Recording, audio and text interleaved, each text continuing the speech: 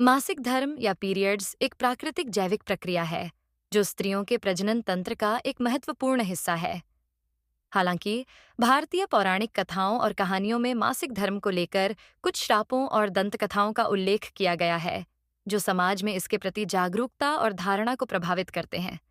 इनमें सबसे प्रसिद्ध कहानी इंद्र और गौतम आशिकी है। इंद्र का श्राप और मासिक धर्म की उत्पत्ति। यह कहानी ऋग्वेद से प्रेरित मानी जाती है, जिसमें देवताओं के राजा इंद्र से संबंधित एक प्रसंग है। इंद्र देवताओं के राजा थे, लेकिन कई बार उनके अहंकार और दुष्कर्मों के कारण वे कठिनाइयों में पड़ गए। इसी संदर्भ में एक घटना का उल्लेख किया जाता है, जिसमें इंद्र ने एक गंभीर पाप किया और उन्हें इसका श्राप मिला। कथा के अनुसार इंद्र देवता ने एक बार अहंकार में आकर महर्षि गौतम की पत्नी अहिल्या के साथ छल से संबंध बनाए।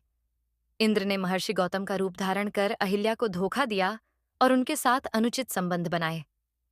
जब महर्षि गौतम को इसका पता चला, तो वे अत्यंत क्रोधित हो गए और इंद्र को श्राप दिया। श्राप के परिणाम स्वरूप महर्षि गौतम ने इंद्र को श्राप दिया कि उनका सारा शरीर हजारों योनि के चिन्हों से भर जाएगा, जिससे उनकी पहचान दुष्कर्मी के रूप में होगी।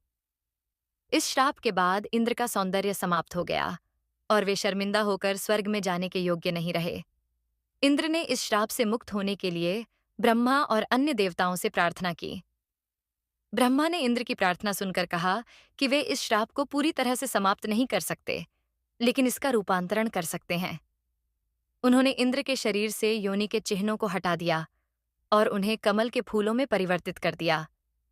फिर भी इस पाप के कुछ अंश को विभाजित करने के लिए ब्रह्मा ने इसे स्त्रियों पर स्थानांतरित कर दिया, जिससे मासिक धर्म की प्रक्रिया की उत्पत्ति हुई। ब्रह्मा ने घोषणा की कि हर माह स्त्रियों को इस पाप के बोझ को ढोना होगा और मासिक धर्म के रूप में इसे भुगतना होगा। इस प्रकार मासिक धर्म को इंद्र के पाप का एक परिणाम माना गया, जो हर स्त्री को झेलना पड़ता है।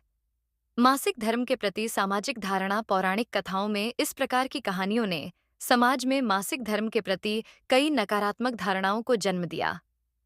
इस कहानी के आधार पर मासिक धर्म को पाप, अशुद्धि और शर्मिंदगी के रूप में देखा गया। भारतीय समाज में कई जगह आज भी मासिक धर्म से जुड़ी कई प्रथाएं और मान्यताएं प्रचलित हैं, जो स्त्रियों को अलग-थलग करती हैं। कई जगहों पर मासिक धर्म के दौरान स्त्रियों को अपवित्र माना जाता है और उन्हें मंदिरों में प्रवेश करने, धार्मिक अनुष्ठानों में भाग लेने और यहाँ तक कि सामान्य सामाजिक गतिविधियों से दूर रखा जाता है। यह धारणा कि मासिक धर्म किसी श्राप या पाप का परिणाम है, सदियों से चली आ रही है और इसका स्त्रियों के जीवन पर गहरा प्रभाव पड़ा है। आधुनिक परिप्रेक्ष्य में मासिक धर्म।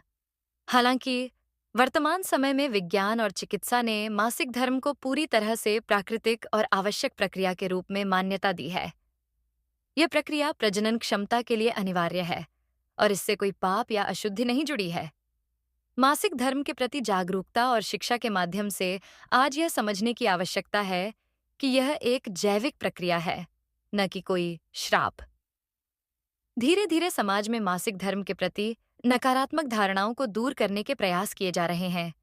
कई सामाजिक और गैर सरकारी संगठनों द्वारा मासिक धर्म के प्रति जागरूकता फैलाने के लिए अभियान चलाए जा रहे हैं, ताकि इसे एक सामान्य और स्वाभाविक प्रक्रिया के रूप में स्वीकार किया जा सके।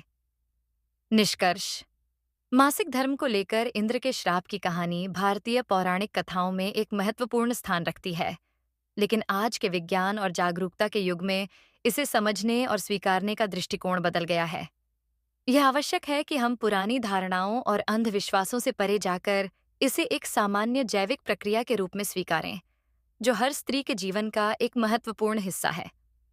स्त्रियों को मासिक धर्म के दौरान अपवित्र या अलग-थलग महसूस कराने के बजाय उन्हें इस प्रक्रिया को समझने और गर्व के साथ अपनाने के लिए प्रोत्साहित करना चाहिए।